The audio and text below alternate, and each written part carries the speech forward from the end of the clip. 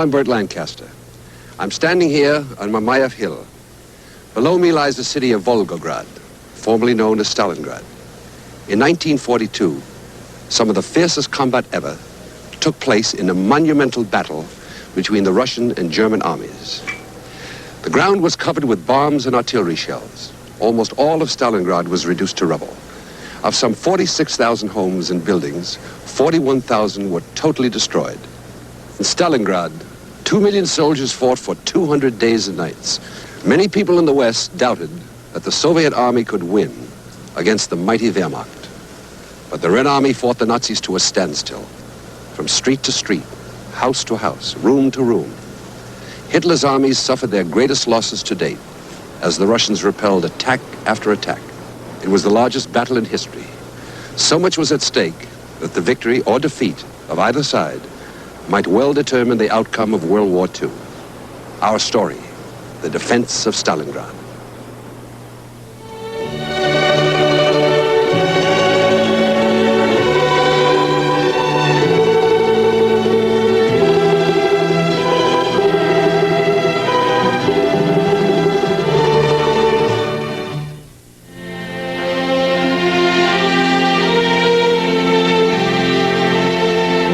Everywhere in the Soviet Union, there are massive statues, monuments of marble, bronze, and stone, testaments to the war that killed 20 million Russian people, daily reminders.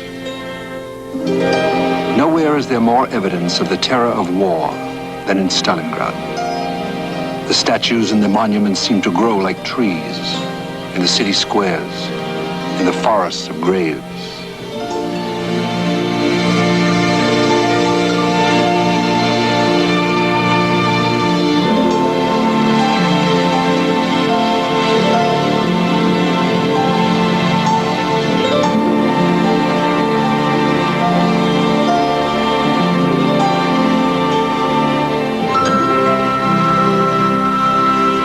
Mamayev Hill is a pantheon where carved for all time is the name of every Soviet man, woman, and child who died in the Battle of Stalingrad.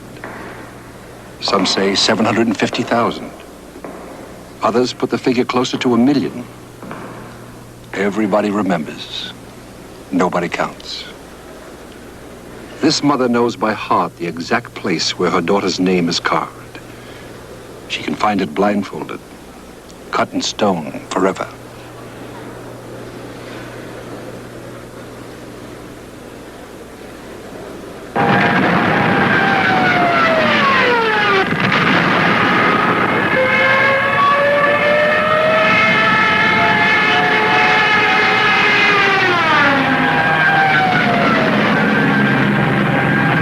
Tag und Nacht liegt die starke Wolga-Festung im Hagel der deutschen Bomben. Heer und Luftwaffe haben starke Kräfte zum Sturm auf Stalingrad angesetzt.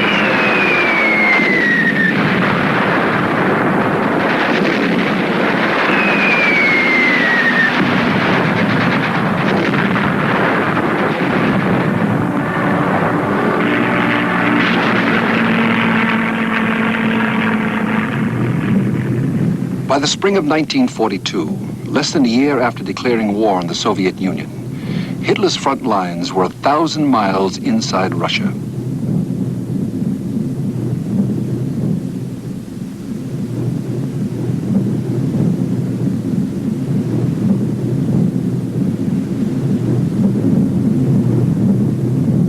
Moscow was threatened. Leningrad fought on. Most of the countries of Europe had either been captured or had aligned themselves with the Third Reich. The Ukraine was gone. The Baltics and Belarusia had fallen to the Nazis. The great battles of Smolensk and Kiev had been lost.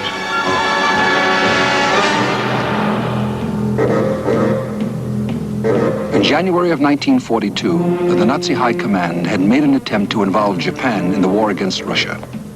The Reich, though strong, could use a second front. The Japanese would be the perfect ally.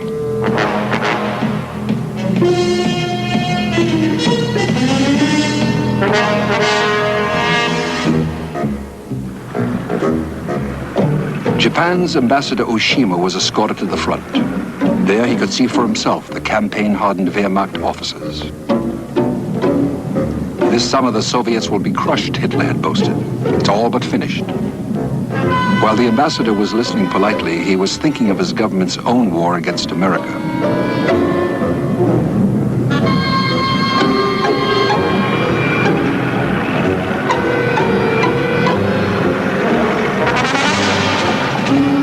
Intelligence reports on every side were sketchy, while both the Russians and the Nazis prepared the spring and summer campaign. No one knew for sure where the Nazis would strike next. Stalin thought they would try again for Moscow. He knew the Nazis would not abandon their siege of Leningrad.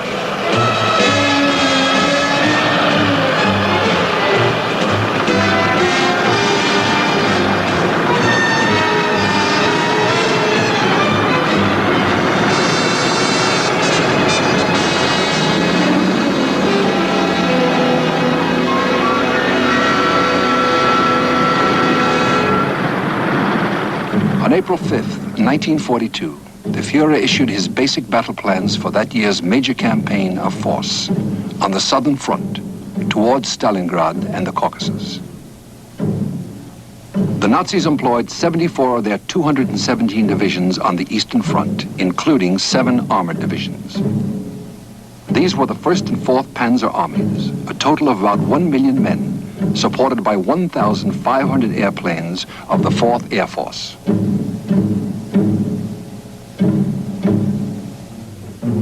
His secret objective was a breakthrough across the Don and the Volga. He would seize the great oil fields of the Caucasus and Baku and open the way into Turkey, Iraq, and Iran.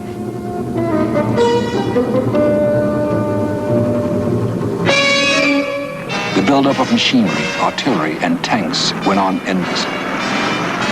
And of course, more infantry. Some just in from Germany, seeing the front for the first time.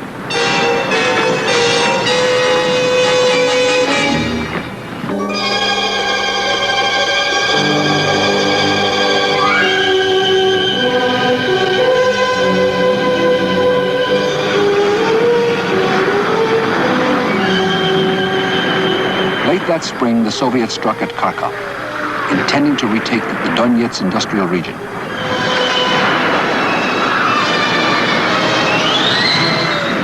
Unfortunately, the Soviets hit the eye of the concentrated German forces, massed for the drive eastward.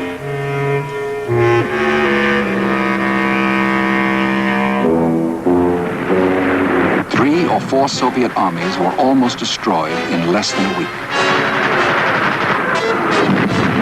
Now the Nazi summer offensive was well underway.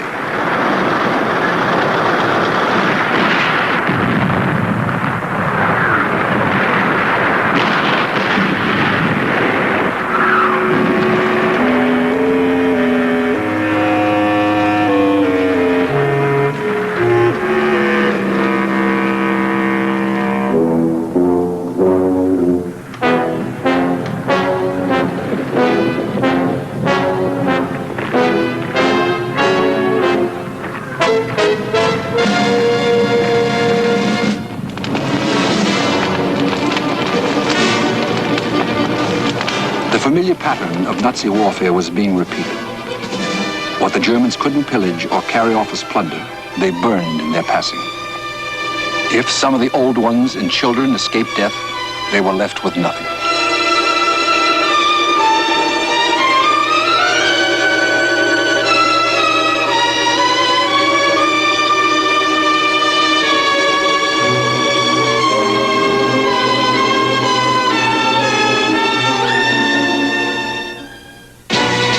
The unknown war will continue in a moment. Survival at Stalingrad.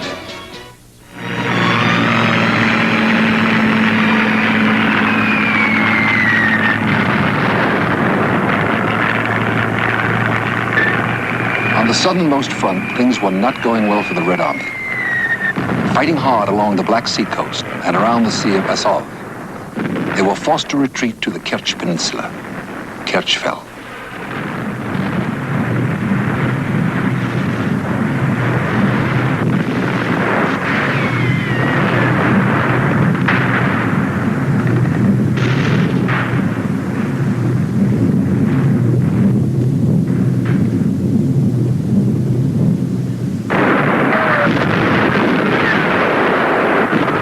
Nazis' main objective was Sevastopol in the Crimea, main base for the Soviet Black Sea Fleet.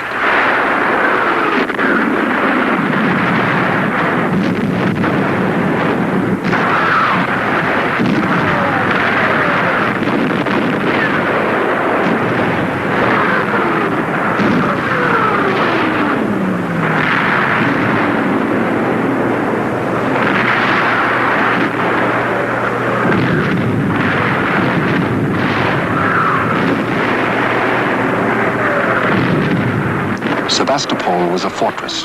To reduce it, the Germans brought up special siege guns.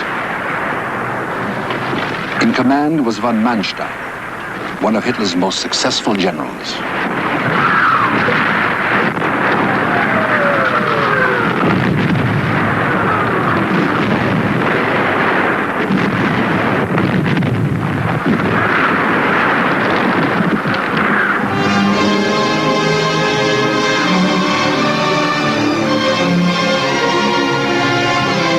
On June 4, 1942, the Soviets abandoned Sevastopol, having withstood a siege of 250 days.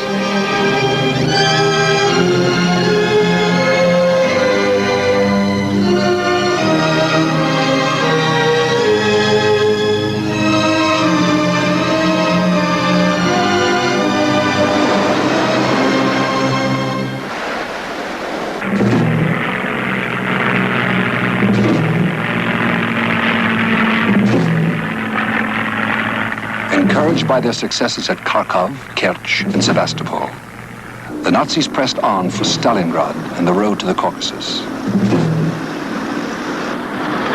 By mid-June, the Nazis had massed over 250,000 men with 3,000 pieces of artillery and nearly 500 tanks and 1,200 aircraft. Hitler told General von Paulus, commander of the 6th Army, "With your army, you can storm the skies."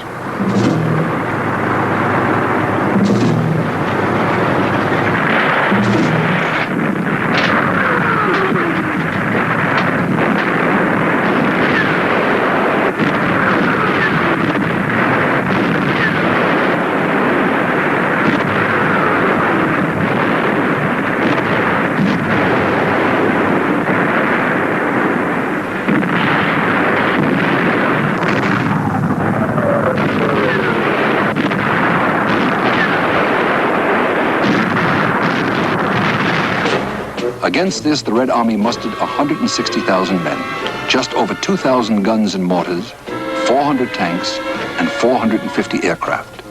The odds were heavily against the Soviets. In the face of the Nazi advance, fighting doggedly, the Red Army steadily withdrew toward Voronezh.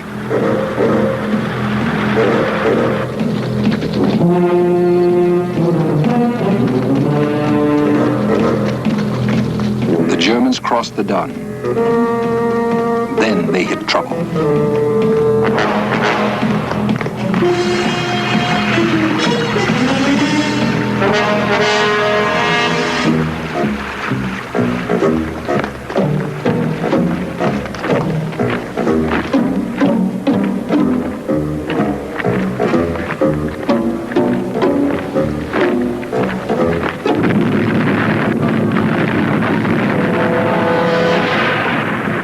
Soviet High Command had placed 2 infantry armies with powerful tank and air support within the Don Bend. General Halder, chief of the German General Staff, noted in his diary, "The enemy's resistance is building up." 2 weeks later, he noted, "Hard defensive actions on von Paulus's northern flank." During June, the Nazis had lost 130,000 killed and wounded. In July, 160,000.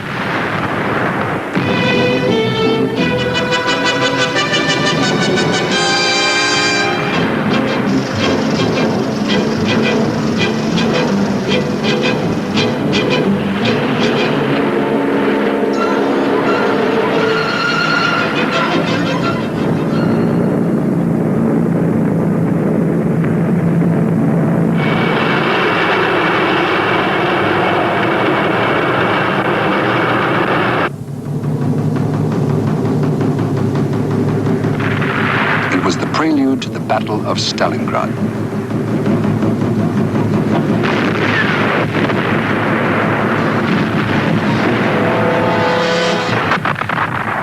On July 28th, Stalin had ordered, not one step back.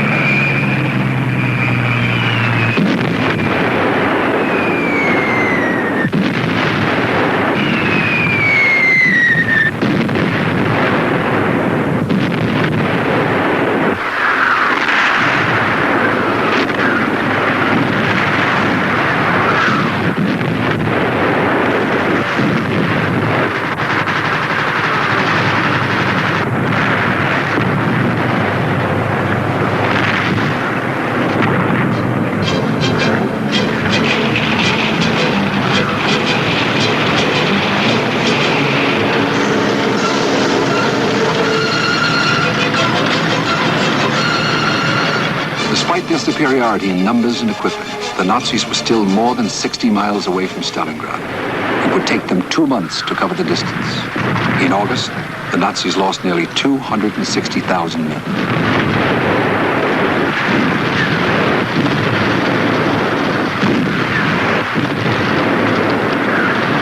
In the summer heat of the Don Plain, the Soviets held fast, denying von Paulus the breakthrough he craved. The longer he could be delayed, the more time the Soviets would have to deploy their strategic reserves.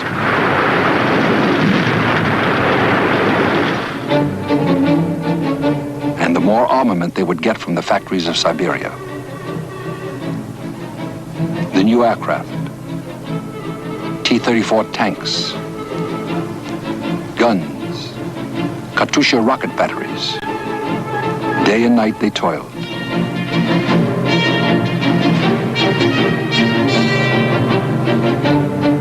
And their work rolled westward.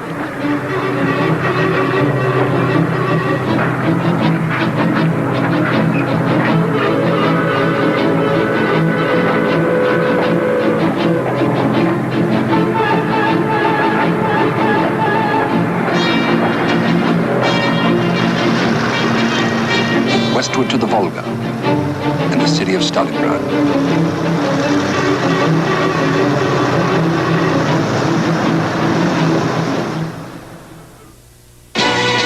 The unknown war will continue in a moment.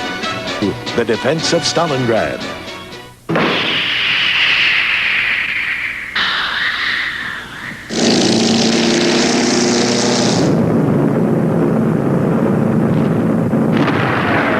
The Germans poured fresh divisions into the conflict.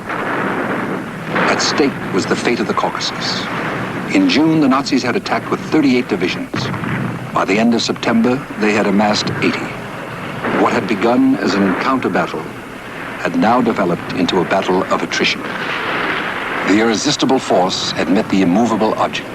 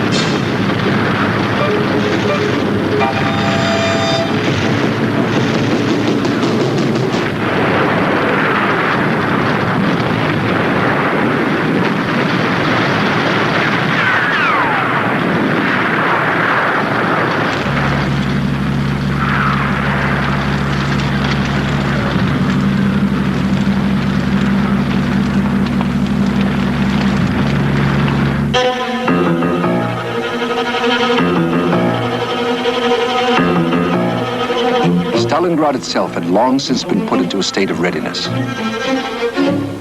Workers from the great Stalingrad factories joined their militia groups and took up arms.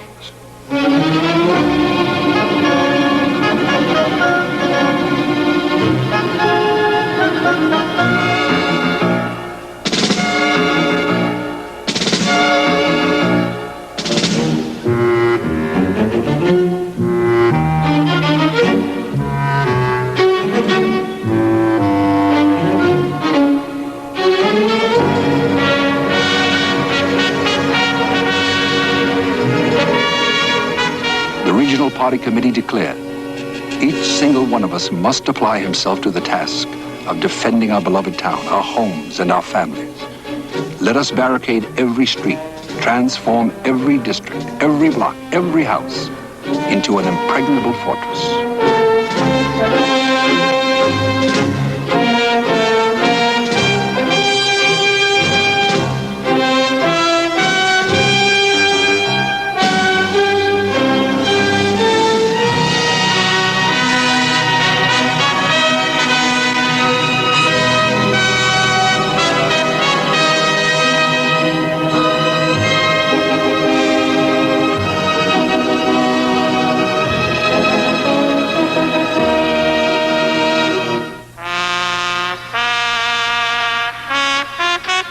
Stalingrad's tractor factory had been converted to wartime use. Its tanks went straight to the front.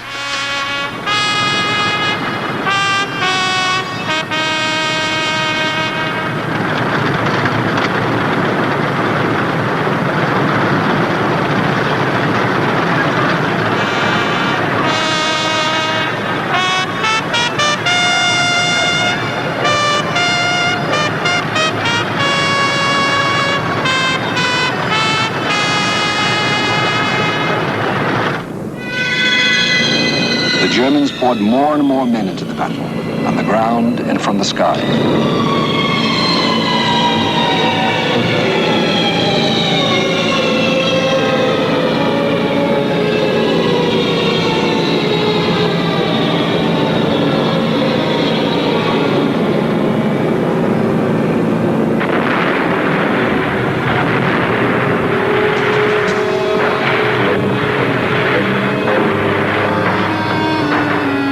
Paulus's advanced units battered their way across the northern suburbs of the city and managed to reach the steep bank of the Volga. Von Paulus assumed that he now had Stalingrad in his grasp. Von Paulus's artillery could range from end to end of the city, and his toehold on the river seemed to indicate that he could command the Soviet supply route. But when the column that had reached the Volga tried to expand its perimeter, the Red Army beat it back. What von Paulus could not know was that the Soviets had turned Stalingrad into one enormous fortress.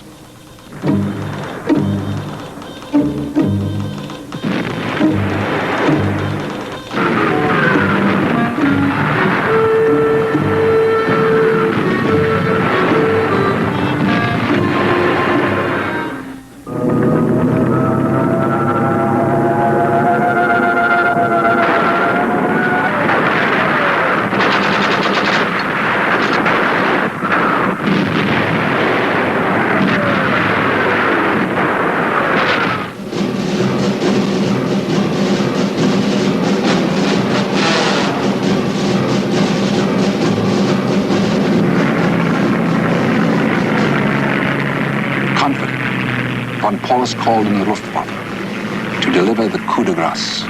It was the heaviest strike the Nazi Air Force had made since the first day of the war in Operation Barbarossa. Every bomber that could fly was in the air above the city. They flew a total of over 2,000 sorties. It was a pure terror raid, of the kind the Nazis had patented at Rotterdam, Warsaw, and Belgrade. Its intention was to massacre civilians and demonstrate the folly of further resistance.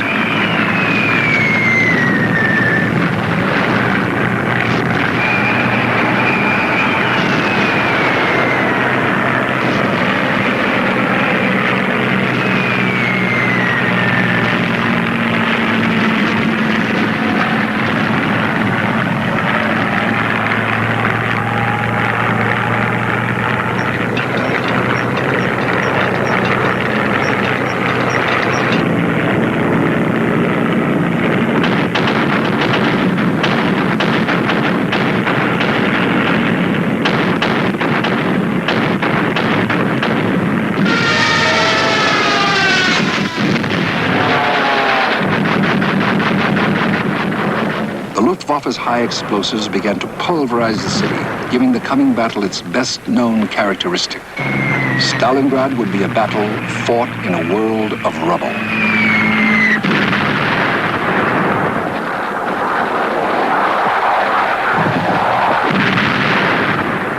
Long after the bombers had left, the flames still crackled. The terror raid had realized one of its objectives. It had killed the innocent, many of them, and wounded more.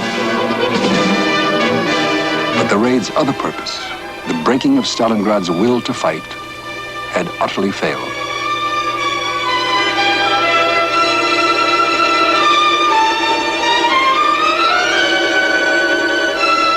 Sadly, the citizens salvaged what was left to them and left their homes. From now on, the streets of Stalingrad would be the province of the soldiers.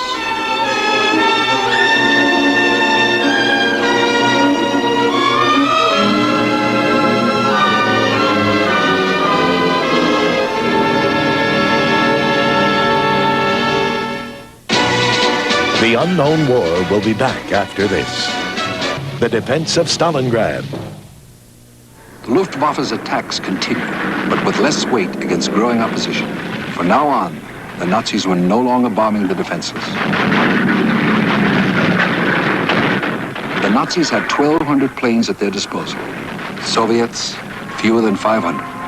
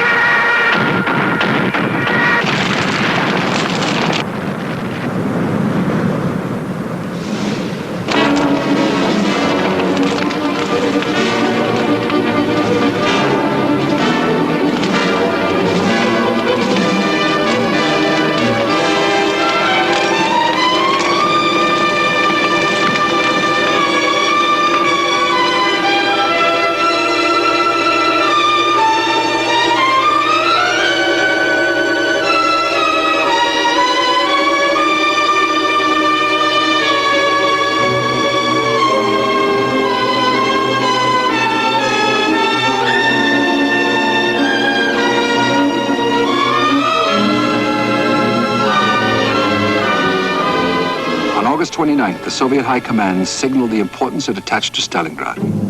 It sent in Marshal Zhukov. Zhukov had never lost a battle.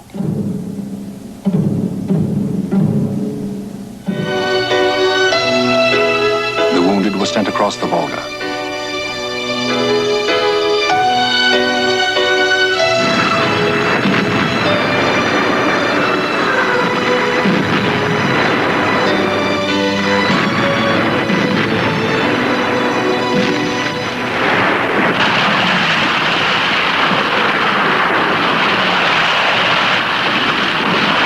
Von Paulus was still extremely powerful.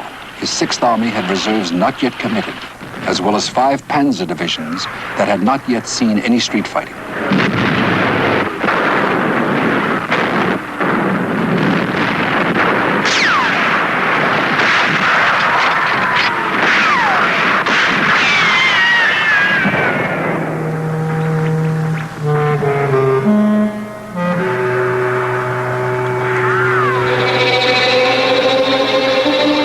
In September, Hitler told von Paulus, the vital thing now is to concentrate every available man and capture as quickly as possible the whole of Stalingrad itself and the banks of the Volga. Von Paulus was a man who obeyed orders.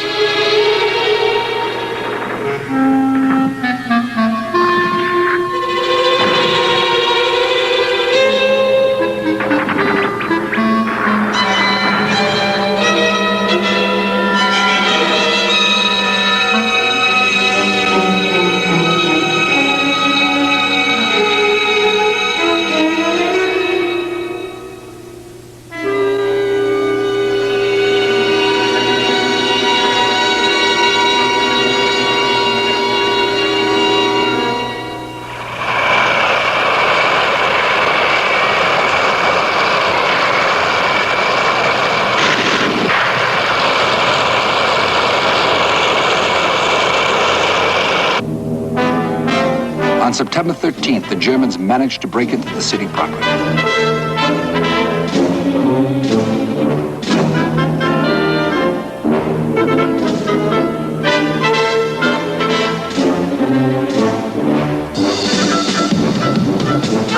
They were jubilant. Stalingrad seized.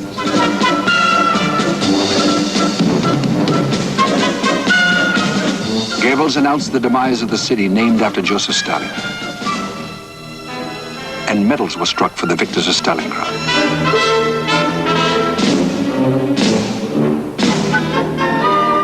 In the field, the issue of awards for valor was prodigal. The Wehrmacht was congratulating itself on its extraordinary achievements.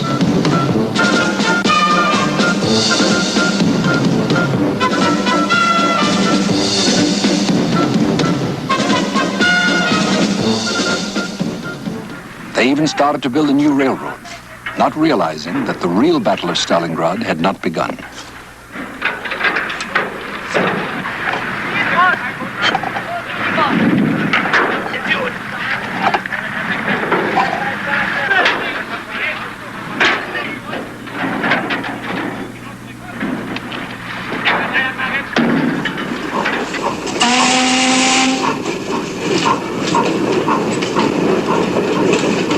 Their mood was one of soldiers who had won a great victory.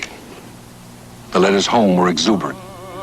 Today I wrote to Elsa, we shall soon see each other. All of us feel that the end, victory, is near. For many of them, the end was very near.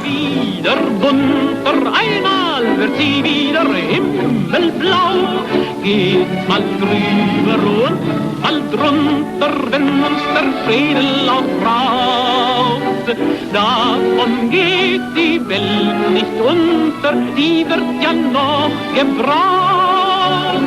Davon geht die Welt nicht unter, die wird ja noch gebraucht.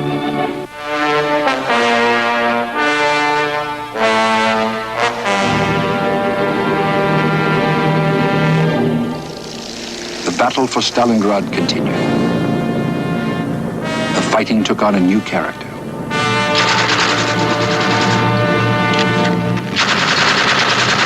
Whereas previously the course of a campaign could be measured in miles, in Stalingrad progress was measured in yards.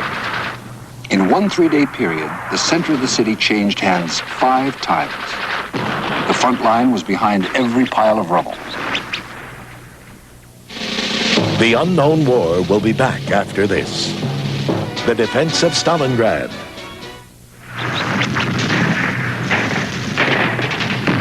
Stalingrad was a general's nightmare.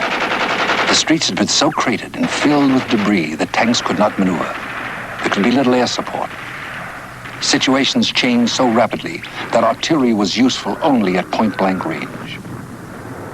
The lines were only a hand grenade throw away from each other, sometimes as close as different floors in the same house. Often the fighting was hand-to-hand.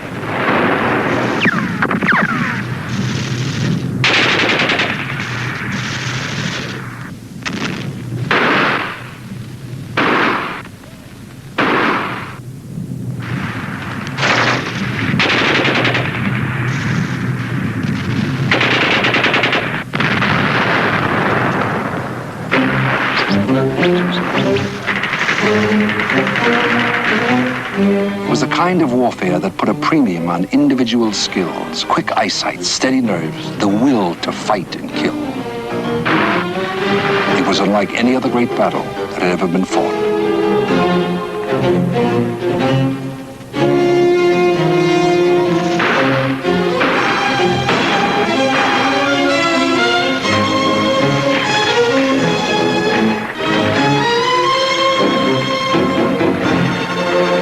In one building, 20 Soviet soldiers of different nationalities fought off all attacks for 58 days.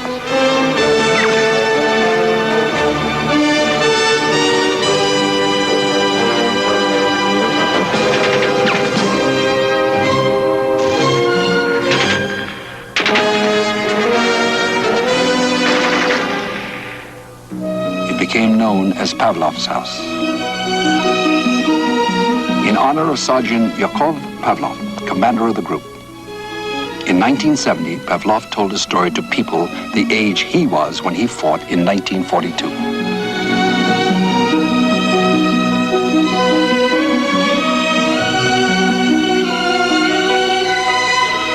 Ivan Afanasyev fought shoulder to shoulder with Pavlov.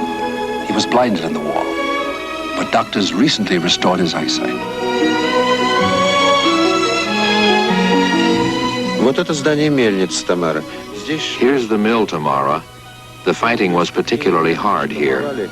The Nazis repeated their attacks for days, and we had to hold out on this bank of the Volga. Over there, see that structure? They broke through to the Volga. We only had a narrow strip of land here. There is no land for us behind the Volga, said Vasily Zaitsev, the sniper, giving Stalingrad a motto. Matvey Putilov, a signalman dying of wounds, put live wires in his mouth to re-establish communications. General Rodimtsev, a veteran of street fighting in Madrid in the Spanish Civil War. Rodimtsev brought his infantry division across the Volga to reinforce Stalingrad's defenders. His men were sent into action battalion by battalion as soon as they got off the ferries.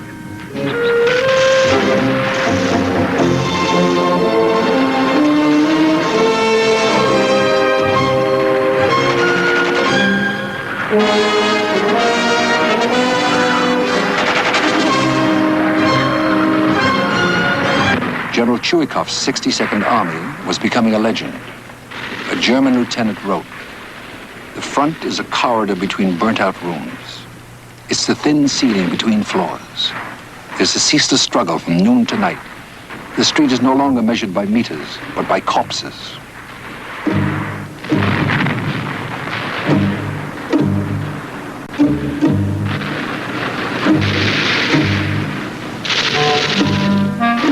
When September began, a German diarist had written, "Are the Russians really going to fight on the very bank of the Volga? It's madness."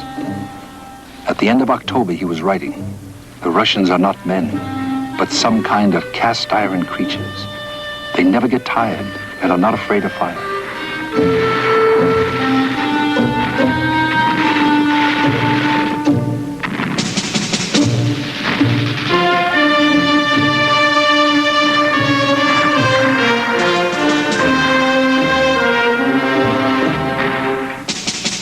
They took an oath over their dead comrades. "We swear to the last drop of blood, to the last heartbeat, we shall defend Stalingrad."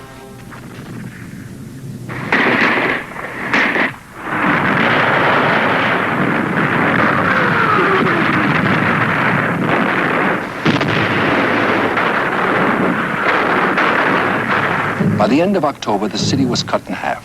The Soviet positions had shrunk to a few pockets of stone, nowhere more than 300 yards deep. General Chuikov exhorted, "Act more ruthlessly with your grenade, your Tommy gun, your dagger, and your spade."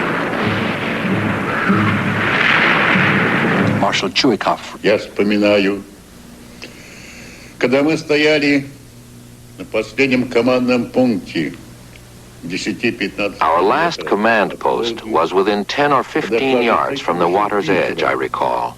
It was very hard fighting between our 62nd Army, later the 8th Guards Army, and the Nazis. They had great superiority. Но все же победили. Эта победа именно была потому что за нами стояла Великая Русь и Великая... Behind our backs was Great Russia and the Great Volga, Mother Volga. That was the ultimate goal of the Nazi attack. And at the same time, it became the grave for many of them. Миллионов солдат, офицеров их.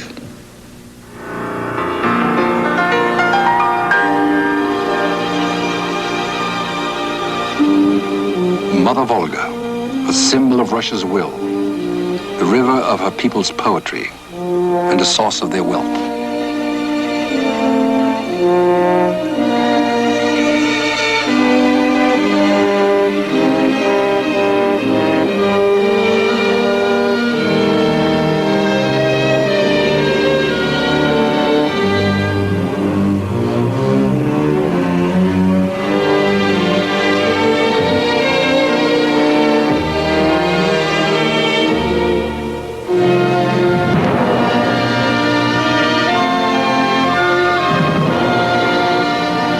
little direct effect on the battle, the Volga flotilla made some hit-and-run raids on the German positions on the West Bank. It was aggressive enough to attract the attention of the Luftwaffe.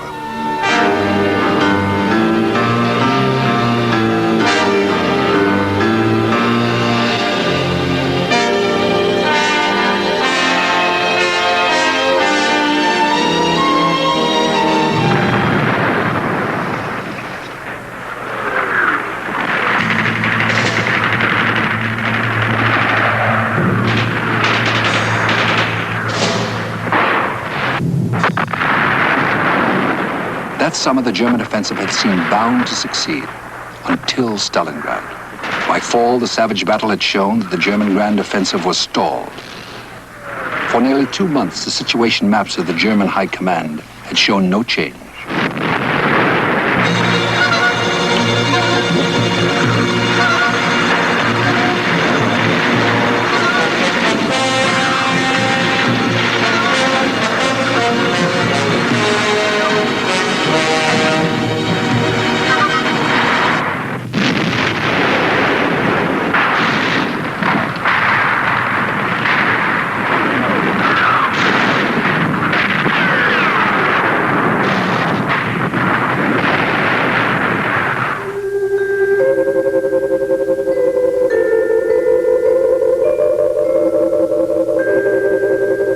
Moscow, November 6, 1942, the 25th anniversary of the October Revolution. Stalin broadcast. Чем объяснить тот факт, что немцам все же удалось в этом году? How can we account for the fact that this year the Germans still managed to take the military initiative and enjoy serious tactical success on our front? The matter is that the Germans and their allies accumulated all their available resources to throw them to the Eastern Front and to create on one sector of the front a great superiority. There is no doubt that but for these measures, the Nazis could not have achieved this success on our front.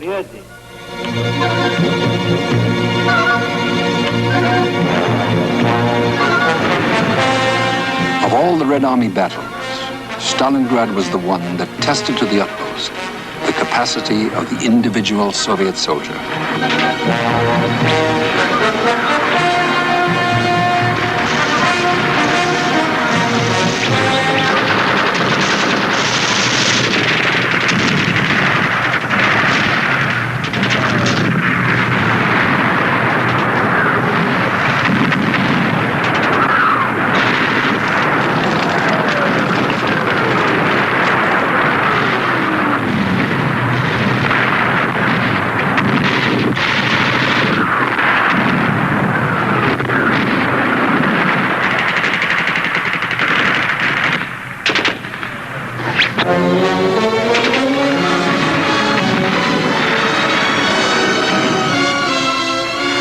Red Army battles, Stalingrad was the one that would determine the outcome of the unknown war.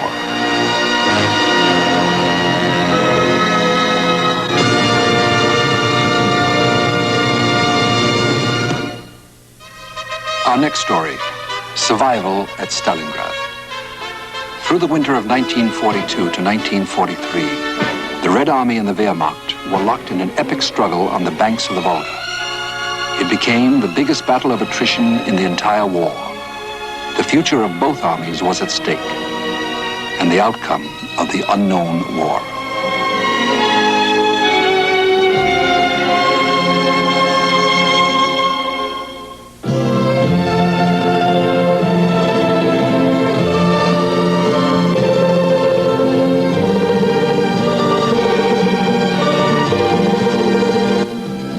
Wednesday on America at War, a history of fighter planes and the specialization of today's pilots. Now stay tuned for Cities at War, next on A&E.